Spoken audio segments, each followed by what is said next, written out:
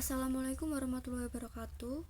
Perkenalkan, saya Sofita Diah Anggraini dari rombel K3 dengan NPM 2340103195. Pada kesempatan kali ini saya akan mempresentasikan hasil analisis keuangan PT Logindo Samudra Makmur untuk tahun 2022 dan 2023. Langsung ke materi yang pertama, yaitu PT Logindo Samudra Makmur merupakan perusahaan yang bergerak di bidang penyediaan jasa penyewaan kapal pendukung kegiatan lepas pantai atau offshore support vessel untuk industri minyak dan gas. Lalu untuk struktur kepemilikan saham per 2023 didominasi oleh Astonia Offshore Pte Ltd dengan sebesar 32,55%. Materi yang kedua yaitu kinerja PT Logindo Samudra Makmur dalam 2 tahun terakhir menunjukkan kondisi menantang namun masih menyimpan potensi.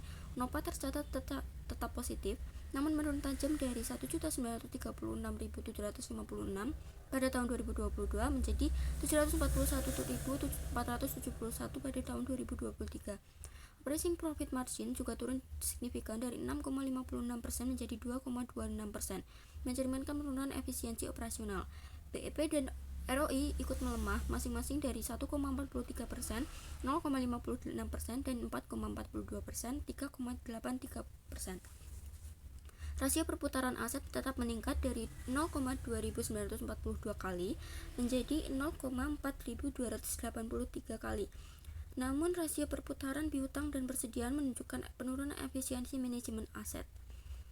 Selanjutnya, struktur pendanaan perusahaan sangat bergantung pada utang dengan total liabilitas meningkat 13,7% menjadi 648,9 juta US dollar dan nilai ekuitas justru menurun 18,2% menjadi 23,9 juta. Untuk rasio debt to equity mencapai 27,2 kali, jauh melampaui ambang aman yang menandakan tingginya resiko finansial. Untuk debt to capital juga naik dari 77% menjadi 80% yang menunjukkan dominasi utang dalam struktur modal. Selanjutnya, untuk kebijakan dividen, PT Logindo Samudra Makmur sendiri tidak membagikan dividen tunai pada tahun 2023 maupun 2022. Keputusan ini diambil karena perusahaan mencatatkan kerugian bersih selama 2 tahun berturut-turut sehingga tidak tersedia laba ditahan yang dapat digunakan sebagai dasar pembagian dividen. Lalu yang terakhir, ada kesimpulan dan saran. Untuk kesimpulan, perusahaan ini memiliki kinerja operasional yang positif, namun menurun signifikan dari sisi profitabilitas. Lalu yang kedua, ada struktur modal sangat beresiko yang didominasi oleh utang dengan DER mencapai 27,2 kali. Lalu likuiditas dan efisiensi aset yang menurun. Tidak ada pembagian dividen serta nilai saham sangat rendah. Lalu yang terakhir, pola pendanaan sesuai pecking order teori dengan keterbatasan pendanaan internal dan eksternal. Untuk sarannya, yang pertama bisa dilakukan restrukturisasi utang untuk mengurangi beban dan menyeimbangkan struktur modal.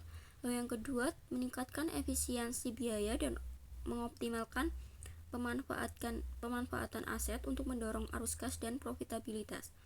Yang ketiga, bangun kembali kepercayaan pasar melalui transparansi dan perbaikan kinerja keuangan.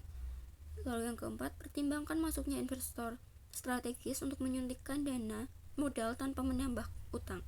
Lalu yang terakhir, dapat merancang strategi dividen jangka menengah sebagai sinyal pemulihan kepada pasar. Sekian presentasi dari saya. Apabila ada kurangnya, mohon dimaafkan. Wassalamualaikum warahmatullahi wabarakatuh.